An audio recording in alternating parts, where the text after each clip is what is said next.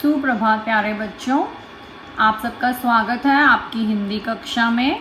और आज हम हिंदी में एक बार फिर से दोहराने वाले हैं अपठित गद्यांश। हम पहले भी कर चुके हैं अपठित गद्यांश, आज हम फिर से करने वाले हैं।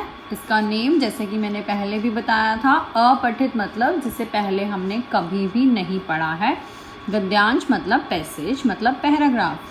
तो हमें एक पैराग्राफ दिया हुआ होगा, उसे हम अच्छे से रीड करेंगे और अपनी रीडिंग के बेसिस पर हमें कुछ प्रश्न दिए होंगे, या तो हमें उनके उत्तर लिखने होते हैं या फिर अगर हमें ऑप्शंस प्रोवाइड की जाती हैं तो उन ऑप्शंस में से हमने सही ऑप्शन को, सही विकल्प को चुनना होता है। तो सबसे पहला काम है गद्यांश को रीड करना बहुत ही ध्यान से। आइए रीडिंग स्टार्ट करते हैं। शैली आम के पेड़ के नीचे बैठी थी, तभी एक छोटा आम पेड़ की टहनी से नीचे गिरा। शैली ने उसे अपने थैले में रख लिया। शैली घर की तरफ चल पड़ी।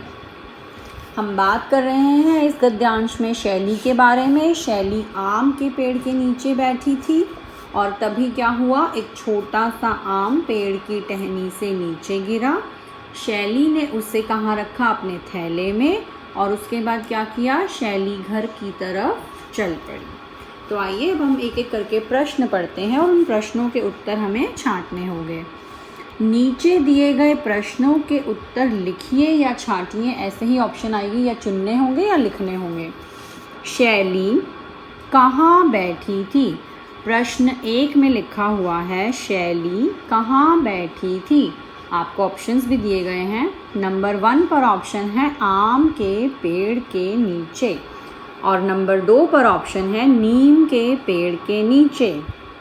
तो जैसा कि हमने इस गद्यांश में देखा, वो कहाँ बैठी थी, आम के पेड़ के नीचे। तो हम आम के पेड़ के नीचे वाले बॉक्स पर टिक लगा देंगे। क्या लगा देंगे वहाँ पर हम? टिक, यानी कि हमने इसे चूज़ कर लिया है। प्रश्न 2 पढ़ते हैं अब। पेड़ की टहनी से क्या गिरा? पेड़ की टहनी से क्या गिरा, आइए पढ़ते हैं। तभी एक छोटा आम पेड़ की टहनी से नीचे गिरा। तो क्या गिरा है? छोटा आम। तो ढूंढते हैं इसमें आम ऑप्शन है या नहीं है। पहली ऑप्शन में हमें गिवन है पानी, दूसरी ऑप्शन में हमें गिवन है पत्ता, और तीसरी ऑप्शन में हमें गिवन है पान। तो आम जो है वो सही ऑप्शन है, उसे हम क्या कर देंगे, टिक। यानी हमने अपनी थर्ड वाली ऑप्शन को, जो सही ऑप्शन थी, उसे चूज़ कर लिया है। अब अगला प्रश्न पढ़ते हैं। प्रश्न 3, शैली ने उसे कहाँ रखा? ऑप्शन है, सबसे पहली ऑप्शन हमें गिवन है थैले में, दूसरे नंबर पर लिखा हुआ है ज़मीन पर, और तीसरे नंबर पर लिखा हुआ है पुस्तक पर। तो क्या ऑप्शन ठीक है इसमें? थैले में। तो इसे हम क्या कर देंगे, टिक। इसे हमने सेलेक्ट कर लिया। आगे बढ़ते हैं। प्रश्न 4, आई थिंक आपको बहुत इजी लग रहा होगा ये सब पढ़ना। अपठित गद्यांश और पठित गद्यांश। कल किसी ने मुझसे पूछा कि क्या डिफरेंस है। पठित जो हमने पढ़ रखा है, यानी हमारी खुद की पुस्तक में से होता है, वो जो चैप्टर्स आपने पढ़ रखे हैं, बुद्धिमान हंस, ईद का त्यौहार, अपना अपना काम, किसी में से भी अगर मैं आपको कोई पैराग्राफ दे दूँ और उसे करने के लिए बोल दूँ, तो वो हुआ पठित गद्यांश कि आपने जो पढ़ा हुआ है, और अपठित गद्यांश जो पढ़ा हुआ नहीं है।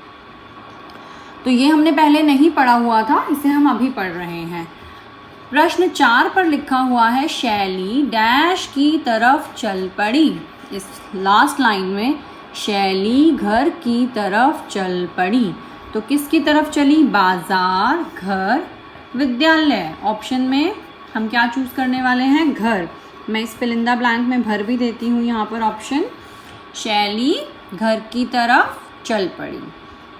नंबर 5, जो कि आपका आखिरी प्रश्न है, उसमें लिखा हुआ है गद्यांश में डैश के बारे में कहा गया है। अब बहुत सारी चीज़ों के बारे में बात हुई है गद्यांश में, तो ऑप्शंस पढ़ते हैं कि ऑप्शंस में क्या क्या है। सबसे पहली ऑप्शन में दिया गया है शैली, दूसरी ऑप्शन में दिया गया है राम, और तीसरी ऑप्शन में दिया गया है हम। तो हमने ये जो पूरा पैराग्राफ हमने ये ऊपर वाला पढ़ा है, किसके बारे में बात कर रहे हैं हम? किस व्यक्ति के बारे में? शैली। किस व्यक्ति के बारे में? शैली। तो ऑप्शन में जो हम नंबर 1 पर है उसे टिक कर देंगे। Here I am writing as well. जो मेरी सही ऑप्शन है उसे मैंने यहाँ लिख भी दिया है। तो बच्चों ये है बहुत ही आसान तरीका अपठित गद्यांश चुनने का। आपको प्रश्न लिखने हो या चुनने हो, चुनना तो और भी इजी है, ऑप्शंस दिए हुए हैं, तो ज़्यादा मात्राओं की और मिस्टेक्स होने का कोई चांस ही नहीं है। हमने सीधा उस ऑप्शन को टिक कर देना है। तो इस तरह से आपने और भी प्रैक्टिस करनी है। मैं इसकी वर्कशीट भी सेंड कर दूंगी आपको।